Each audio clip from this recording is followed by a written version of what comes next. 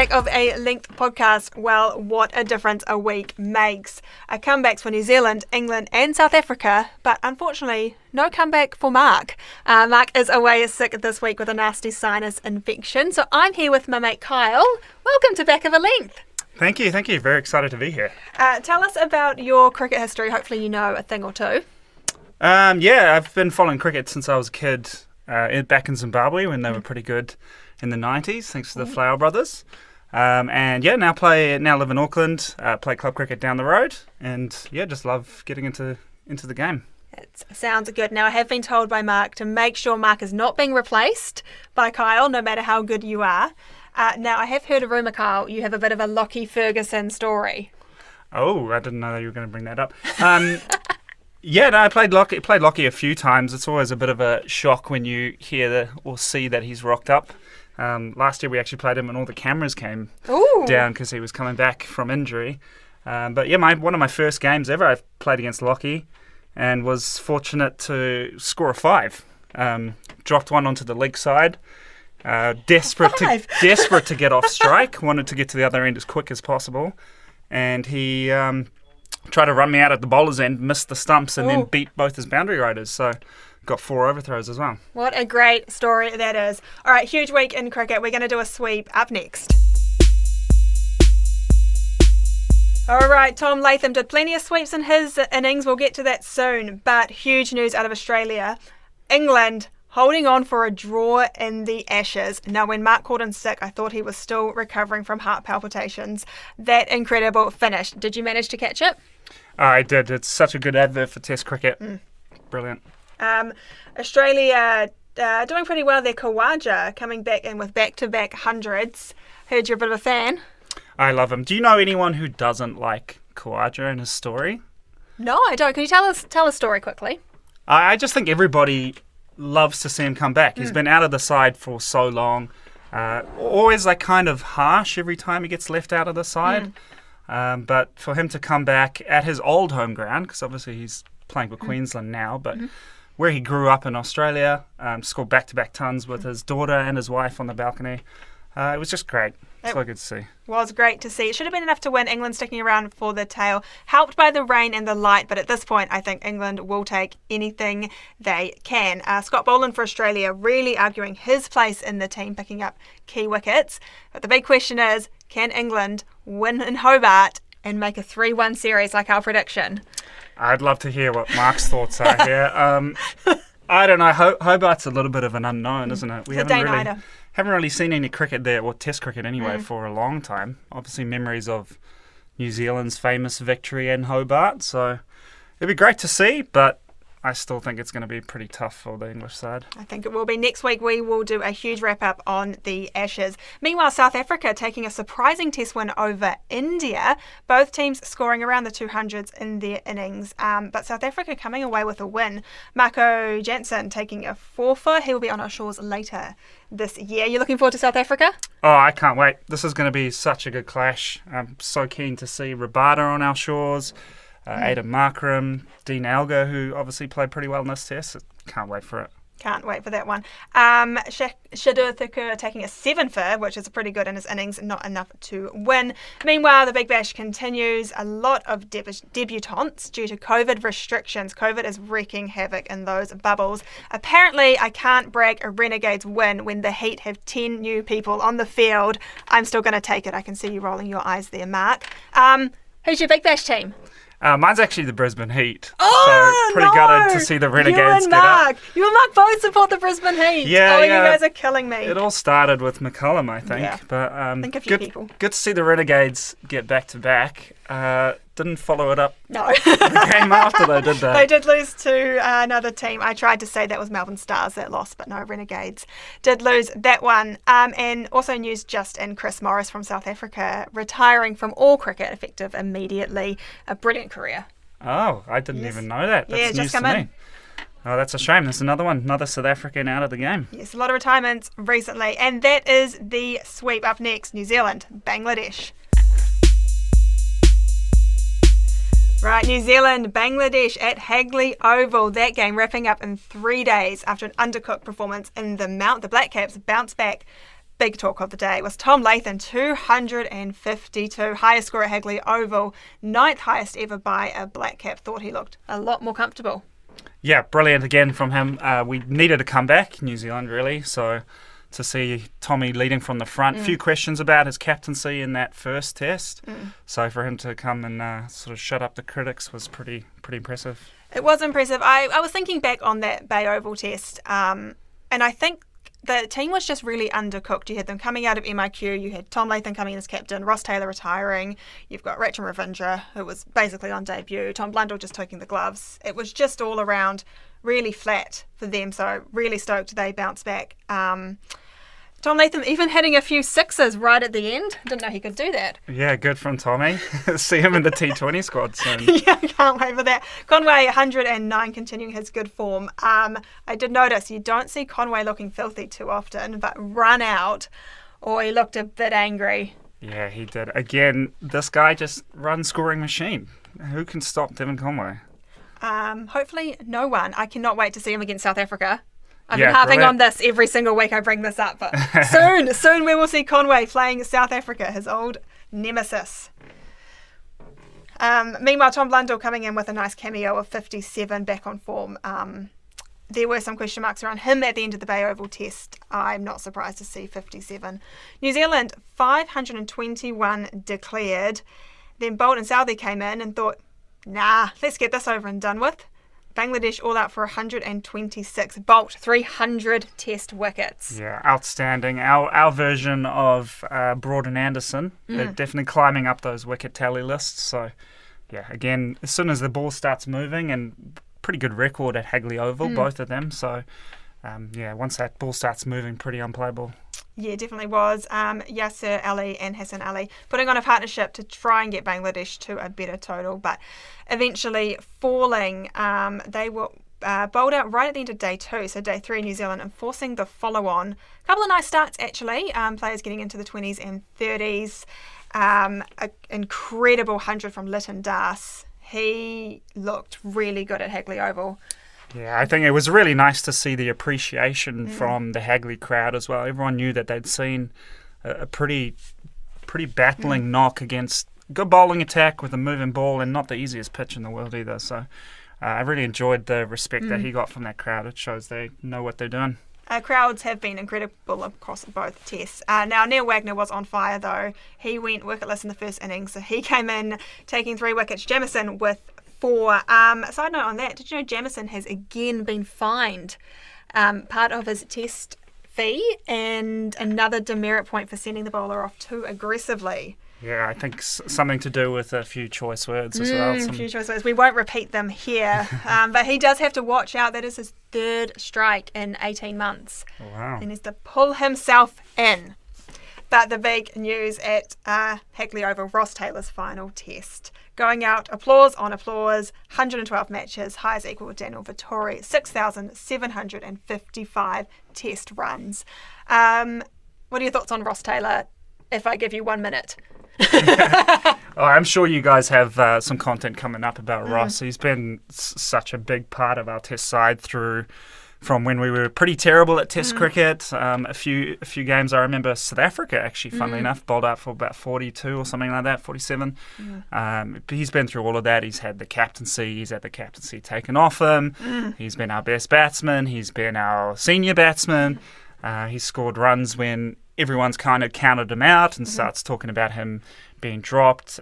He scored that outrageous 290 in Australia, which everyone just stopped to see him get 300. Felt just short. Still remember that day very well. Just incredible. What a career, and I'm sure you guys will touch on it more. Yes, we will see Ross Taylor coming up in the ODIs towards the end of the season. But what a way to go out of your test, not with the bat, but with the ball. Now, I was on the side of the Bay Oval, and we were chanting, Tom Latham, come on, give Ross a bowl. The whole Bay Oval was chanting. We didn't get it. Finally, Tom Latham throws Ross Taylor the ball in the 79th over, one before the new ball. They needed 1 wicket, and Ross Taylor took it. His 3rd wicket in the game. I have to admit, Kyle, I was getting teary-eyed. It was pretty close myself. Not quite. I'm gonna say that it didn't shed a tear, but I just found it so hilarious and such a great way to finish, because you don't want to finish on sort of 20 and getting caught in your final innings. So to finish with the ball, I think the irony of someone being such a strong batsman for us for so long to finish with a wicket, I just thought that was hilarious. Great. Tom Latham saying he was so nervous. He took 6 catches, Tom Latham, in that game, but he said that final one, he was so worried. As it did go pretty high, but safe pair of hands, of course, with Tom Latham. Well, we won't see Ross Taylor again this season, but this test side will take a little break and then come back and play South Africa finally from mid-February. Can't wait for that. We will be at the Basin Reserve. Meanwhile, we will see New Zealand back in action against Australia with a completely different team. We will touch on that in a few upcoming episodes. Right, Super Smash continues, 2 rounds to go on that. All eyes this weekend were on Michael Bracewell, one of the greatest knocks in T20 history. 141 runs from 61 balls, chasing 227 for the Firebirds to win over the Stags at Pukekura Park, the highest individual total recorded in New Zealand and 3rd of all time. Unbelievable. Something about Pukekura Park just bringing out such entertaining cricket. I think Marc, missed out on this game by a few days? Yes, he managed to get to one of the games on New Year's Eve, but not this particular one. Have you been to Pukekura? I haven't. I've seen I've seen a lot of games on TV, and it just looks like a great viewing ground. You obviously got to keep your eye on the game because the balls fly into those stands, but what a knock. I don't think we'll see anything better than that for a long time. No, a lot of people say boundaries are small at Pukekura Park, easy to hit sixes, but it's not easy to come out and score 141 runs. You still need a lot of discipline. You need to be very skilled. That was an incredible... I believe he scored 110 of them in boundaries. I think it was 11 fours and 11 sixes, which is... just talk about having rough times as a bowler. You probably don't want to be bowling to Michael Bracewell in that sort of form. No, I would hate to see the bowling figures after that. All right, now let's have a look at the points table with 2 rounds to go. And the women's, the Blaze are 7 from 7 at the top of the women's table. They are having a hell of a season. Spark sitting in 2nd place, long gap down to 3rd. So we expect those 2 teams will qualify. Remembering the top place will go immediately through to the final. I think it'll be the Blaze. I think they'll knock over those last few games. Great team there. Meanwhile, the men's tournament, very close, apart from the Volts are in last place. Kings are back at the top. Was very tough to see them win over Auckland last week. Aces and Braves still a few games behind, so this one might go down to the wire. Remembering whoever wins will host the tournament, and 2 and 3 will qualify. Go into a qualifier final. Any predictions? No. T20 cricket's just so difficult to tell. I will just quickly touch on that Aces game. Cam Fletcher, I think you mentioned a bit earlier that there was a little bit of talk about Blundell being a little bit under pressure in his role. I think this Cam Fletcher is definitely leading the charge in terms of that pressure because, once again, 26 ball, 50 or something like that to kind of take the game away from the Aces.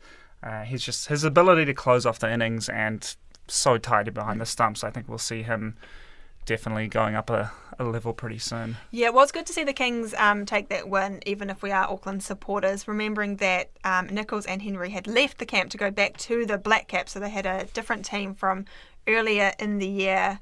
But that is such a great team. Again, we love Henry Shipley here on this podcast as well. It's sixes. I believe there was what I like to call a petrol station ball, where the ball goes into the petrol station. Also believe someone's Uber was cancelled when we hit the top. Someone hit the top of a Prius. Oh, missed that. Big bad whack there. All right, Aces taking on the Volts this weekend. I will be there. Marc will probably still be sick.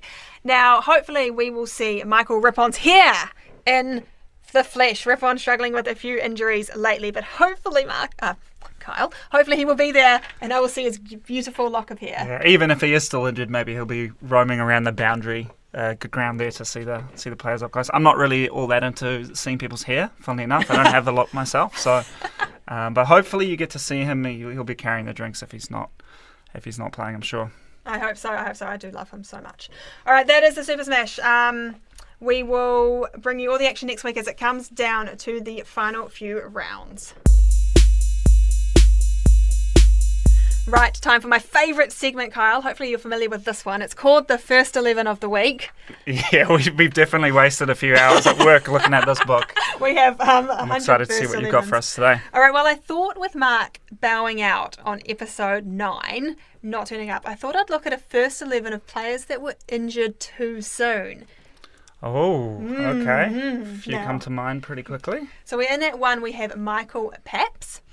And now in at 2, slightly controversial, I have put the late, great Phil Hughes, who would have gone on to have an incredible career, fortunately injured on the cricket pitch there.